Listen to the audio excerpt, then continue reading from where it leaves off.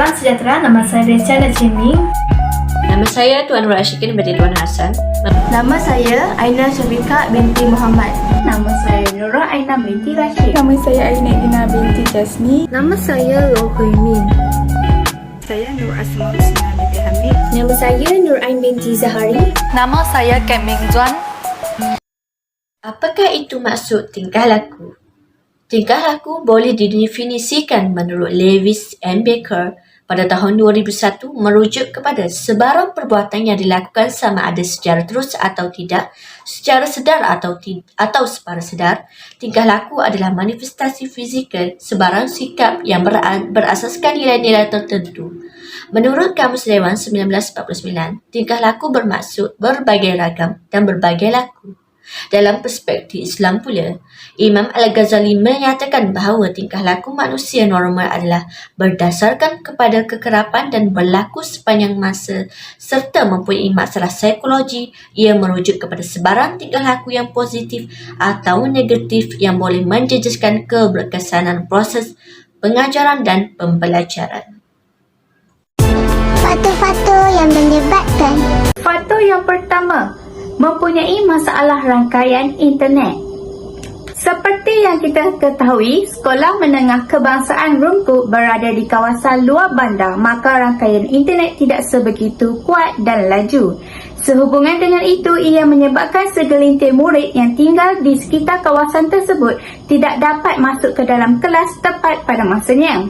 Seperti responden yang ditemui bual, iaitu Puan Dewi menyatakan pengalaman beliau sewaktu menjalankan aktiviti pengajaran dan pembelajaran sewaktu pandemik secara atas talian. Kebanyakan murid tidak dapat masuk ke dalam aplikasi Google Meet kerana murid beliau mempunyai masalah internet yang sangat teruk. Maka hanya 5 orang murid sahaja yang dapat masuk kelas tepat pada masanya, yang selebihnya tidak dapat masuk akibat masalah tersebut. Oleh hal demikian, ia boleh menyebabkan murid mengambil kesempatan tersebut untuk ponteng kelas tersebut yang dijalankan secara atas talian.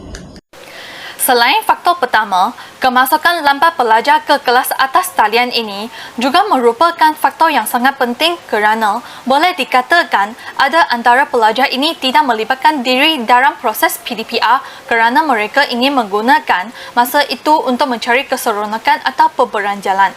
Kebanyakan pelajar sekolah itu dikatakan bergantung kepada kerja sambilan untuk menyara keluarga kerana keluarga mereka menghadapi masalah kewangan yang teruk dan merundum. Untuk faktor ini, ia sangat sesuai dengan teori pelajaran klasik yang setara dengan masalah tingkah laku atau pembelajaran yang timbul apabila aktiviti PDP dijalankan semasa pandemik ini. Ya, kerana teori ini mempunyai proses asas pembelajaran yang mempunyai berkaitan atau hubungan di antara rangsangan semula jadi dan neutral dapat menghasilkan gerak balas terhadap seseorang. Faktor ketiga ialah mempunyai masalah peranti. Masalah peranti juga boleh mengakibatkan berlakunya masalah tingkah laku yang di mana murid tidak dapat masuk ke dalam kelas. Hal ini dikatakan demikian kerana dengan keadaan pandemik COVID-19 yang telah menyerang negara telah menyebabkan sistem pendidikan negara mengalami perubahan pengajaran dan pembelajaran konvensional kepada pengajaran dan pembelajaran secara atas talian. Keadaan yang berlaku ini sedikit sebanyak telah menggusarkan hati ibu bapa kerana ada sesetengah ibu bapa yang tidak mampu untuk membelikan alat elektronik seperti telefon pintar maupun laptop untuk anak-anak mereka mengikuti sesi pengajaran dan pembelajaran secara atas talian. Kesan-kesannya. Antara kesan masalah tingkah laku dan pembelajaran pelajar sewaktu pandemik COVID-19 adalah wujudnya gangguan terhadap aktiviti pengajaran dan pembelajaran.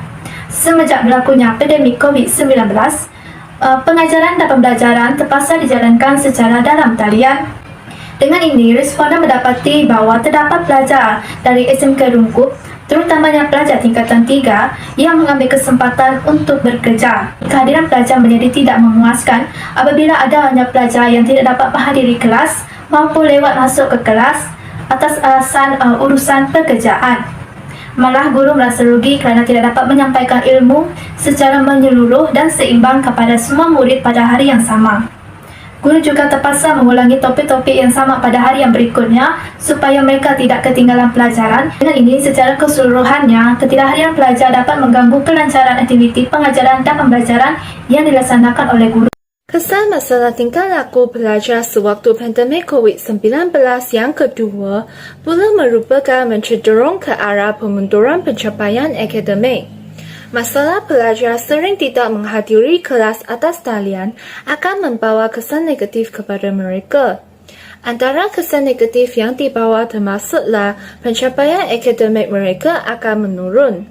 Hal ini adalah kerana kekurangan pemahaman pelajar terhadap ilmu pengetahuan dan juga topik-topik yang telah diajar sewaktu kuliah yang dijalankan atas faktor mereka tidak melibatkan diri dalam proses PDPR yang telah ditetapkan. Ini seterusnya akan menyebabkan mereka tidak mampu untuk menjawab peperiksaan atau ujian dengan betul. Okey, kesan yang terakhir ialah kesan peningkatan masalah disiplin dalam kalangan pelajar. Tingkah laku yang menyebabkan kesan ini ialah tingkah laku pelajar yang malas dan tidak mahu masuk kelas secara atas talian. Pelajar seperti ini juga biasanya berfikiran bahawa mereka tidak akan rugi jika tidak masuk kelas dan bagi mereka kelas tersebut tidak penting, sedangkan cikgu tidak akan mengulangi kembali topik tersebut. Tingkah laku ini sangat tidak baik serta negatif sehingga boleh memberi kesan kepada peningkatan masalah disiplin di sekolah dan juga akan memberi masalah kepada masa depan pelajar tersebut. Langkah-langkah mengatasi. Langkah mengatasi. Pihak kerajaan memberikan bantuan alat peranti percuma kepada pelajar. Dengan adanya bantuan alat peranti, ia dapat memberikan kebaikan kepada pelajar dan mereka juga tidak akan tercicir untuk menghadiri kelas yang dijalankan secara atas talian dan secara tidak langsung dapat menerima ilmu pengetahuan dengan baik yang disampaikan oleh guru mereka. Kesannya, bantuan alat peranti kepada pelajar yang memerlukan merupakan suatu inisiatif yang amat bermanfaat dalam menyelesaikan masalah pelajar yang keciciran akibat tiada kemudahan peranti untuk mengikuti proses pengajaran dan pembelajaran secara atas talian. Seterusnya adalah dengan pihak guru menjalankan sesi PDPR secara offline atau luar talian. Hal ini adalah demi memastikan pelajar yang mempunyai masalah untuk menyertai pembelajaran secara atas talian tidak keciciran, terutamanya pelajar yang tinggal di kawasan luar bandar. Sebagai contohnya, guru setiap mata pelajaran akan menyediakan modul pembelajaran dan meninggalkan modul tersebut di pondok pengawal keselamatan di sekolah pada setiap minggu. Seterusnya, guru akan meminta ibu bapa atau pelajar untuk mengambil modul tersebut dan menyelesaikannya. Terdapat juga guru yang pergi ke rumah pelajar untuk menyerahkan modul tersebut. Kesannya, hal ini dapat membantu pelajar yang mempunyai masalah pembelajaran secara atas talian agar mereka tidak ketinggalan dalam pembelajaran. Bukti temu bual. Berlaku pada semasa PDP pandemik semasa kelas ada, contohlah saya punya kelas ada 15 orang. Jadi 15 orang tu dalam tu ada 5 orang saja yang hadir, yang lain tak hadir. Sebab ramai yang ambil kesempatan tu untuk pergi bekerja. Mereka nak bekerja, lepas tu ada lagi beberapa internet connection problem, itulah. So bila yang ada online ni, diorang akan fokus lah pada pembelajaran tu untuk semua subjek-subjek yang lain macam tu juga. Okey. Pentasiran mereka ada menurun tak? Pentasir masa exam ke? Masa pandemik kita tak sempat nak buat exam. So bila bersemuka tahun lepas adalah exam akhir tahun. So based on apa yang mereka dah belajar lah semasa tu. Itu saja daripada kumpulan kami. Sekian, terima kasih.